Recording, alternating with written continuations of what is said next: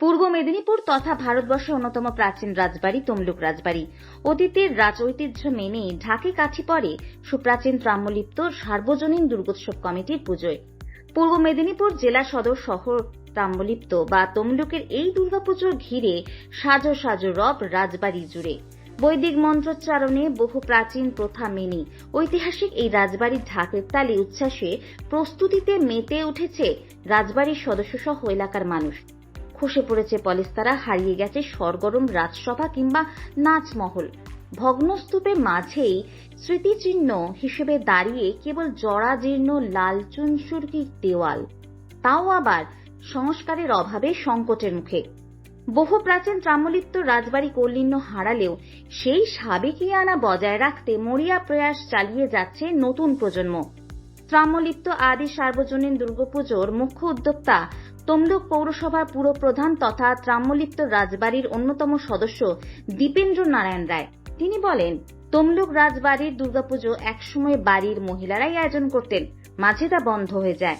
বিগত 16 বছর ধরে এলাকাবাসীদের নিয়ে সমস্ত রকম রীতি মেনেই এই দুর্গাপুজোর অনুষ্ঠান এখন সার্বজনীন রূপ নিয়েছে।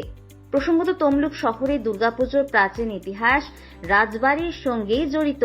সেই রাজবাড়ির পৃষ্ঠপোষকতায় নতুনভাবে আদি ত্রাম্যলিপ্ত সার্বজনীন দুর্গোৎসব কমিটির উদ্যোগে প্রতি বছর দুর্গাপুজোর আয়োজন করা হয়।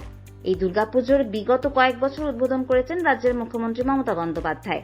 এবারেও এই দুর্গাপুজোর উদ্বোধন করতে পারেন রাজ্যের মুখ্যমন্ত্রী। তাই এখন থেকেই দুর্গাপুজো নিয়ে সাজো সাজো রব। কিভাবে এই ঐতিহাসিক রাজবাড়ির যে পুজো আগে হতো, এখন কিভাবে সেই পুজো হয়? আমরা সবাই জানি যে ভারতবর্ষের মধ্যে এবং পশ্চিমবঙ্গে তখন বঙ্গপ্রদেশ বলা হতো, অর্থাৎ বাংলাদেশ এবং পশ্চিমবঙ্গ মিলিয়ে তখন বঙ্গপ্রদেশ ছিল। সেই বঙ্গপ্রদেশের যে কটি প্রাচীন দুর্গাপূজা হতো তার মধ্যে তমলুক রাজবাড়ির দুর্গাপূজা অন্যতম। এবং আমরা জানি যে মুঘল সম্রাট মানসিংয়ের সময়ে এই পুজোর উল্লেখ আছে কোনো কোনো জায়গায়, এবং সেখান থেকে আমরা পাই। এবং এর আগেও বিভিন্ন পুরাণ থেকে আমরা এই ঐতিহাসিক বিবরণ পাই যে তমলুক রাজবাড়িতে প্রাচীন পুজো হতো, এবং সেই পুজো করতেন, সেই পুজোটা সংগঠিত করতেন রাজকুমারী মানে রানী এবং রাজকুমারীরা। সেখানে পুরুষ প্রবেশ নিষিদ্ধ ছিল।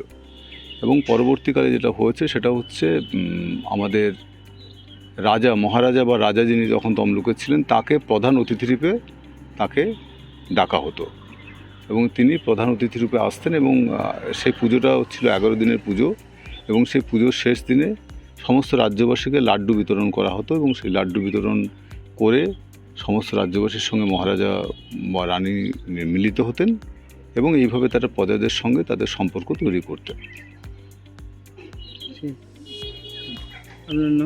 আমার নাম ডক্টর দীপেন্দ্র নারায়ণ রায়। আমি তাম্রলিপ্ত রাজপরিবারের সদস্য এবং আদি তাম্রলিপ্ত সার্বজনীন দুর্গোৎসব কমিটির সম্পাদক।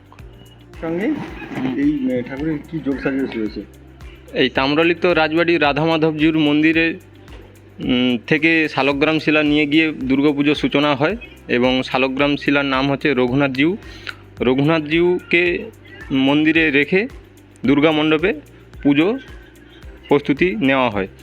এবং এই আদি তাম্রলিপ্ত দুর্গোৎসব পুজো একটা ঐতিহাসিক দীর্ঘদিন ধরে চলে আসছে। এই পুজোর সাথে অনেকে যুক্ত আছে এবং খুব ধুমধাম করে এই উৎসবটা পালন করা হয়। 5 দিন যাবৎ সাংস্কৃতিক অনুষ্ঠান, ভোগ বিতরণ, খিচুড়ি ভোগ প্রসাদ বিতরণ হয় নবমীর দিন। যা কিছু আনুষ্ঠানিক এই পুজোকে নিয়ে তাম্রলিপ্তবাসী উদযাপন করে চলে আসছে। শালগ্রাম শিলাটা কীভাবে কবে নিয়ে যাওয়া হয়?